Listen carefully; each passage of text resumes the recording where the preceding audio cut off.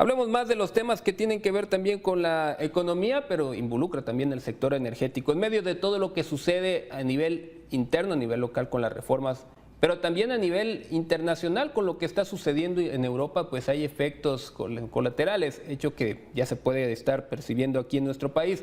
Para tener más información sobre esto y ampliar este tema, nos enlazamos con Paula Alejandro, analista energético, a quien le agradezco que esté aquí con nosotros. Muchas gracias, buenos días y excelente inicio de semana. Muy buenos días, un saludo al auditorio. Paul, primero, iniciando esta pregunta, lo que hemos visto en las últimas 2 semanas, ya un poco más de lo que se ha visto que sucede allá en Europa, a nivel local, ¿qué podemos estar viendo que son las repercusiones? Ya nos han dicho el tema de las gasolinas, por ejemplo, pero en un nivel global, ¿cuál es el efecto que más se está resintiendo con todo lo que está pasando allá en Europa?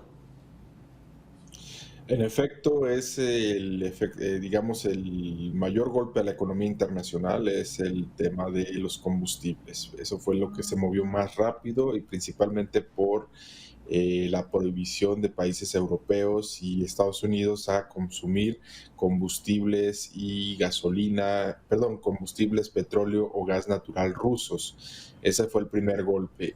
Pero por otro lado también hay otros efectos. Los precios de níquel, por ejemplo, se han elevado, los precios de algunos otros metales importantes se han elevado y seguramente vamos a ver cómo se elevan los precios del trigo y otros granos a nivel internacional, precisamente si se mantienen estos choques a las economías europeas, seguramente vamos a ver cómo estos productos y estos commodities se van a incrementar en el corto plazo. Ya lo indicaba yo también a nivel local, pues tenemos muchos temas pendientes por definirse esta situación con la reforma energética que sigue causando polémica y ahora apareció incluso entre los argumentos para poder haber reaccionado así ante el Parlamento Europeo. Pero ¿por qué el Parlamento, en caso de que esto sea real o posible, por qué ellos tendrían que reaccionar a lo que se está haciendo en la reforma energética? ¿Qué intereses hay desde Europa en lo que pueda pasar acá en México con dicha reforma?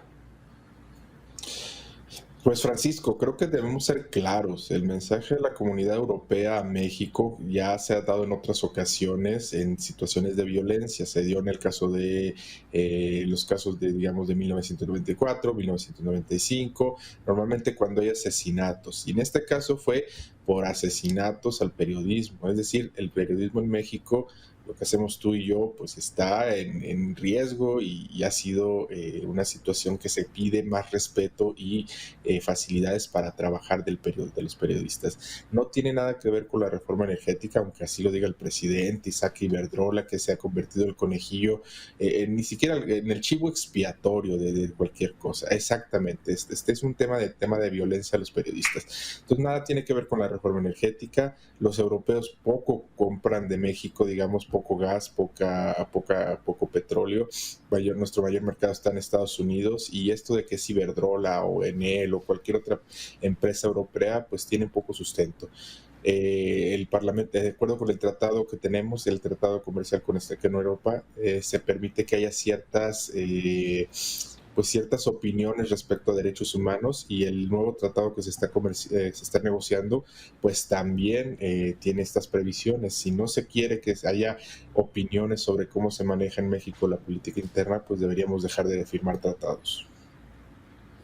Y vaya que sí, porque sí era llamativo que fuera parte de lo que se está mencionando.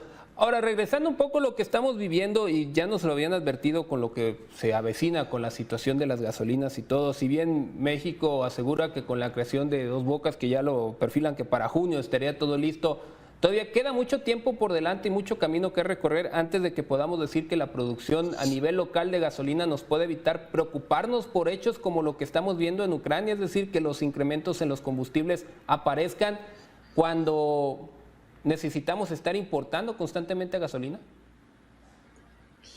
Pues mira, Paco, yo creo que es una situación difícil. Tendríamos que dejar no solo de depender de la exportación de petróleo, sino también tendríamos que dejar de depender de los ingresos de la venta de petróleo. Actualmente no importa si se vende o no importa si Pemex comercializa la gasolina o si la refina, actualmente lo que pasa es que las refinerías de Pemex tienen que trasladar el costo total de los precios internacionales del petróleo.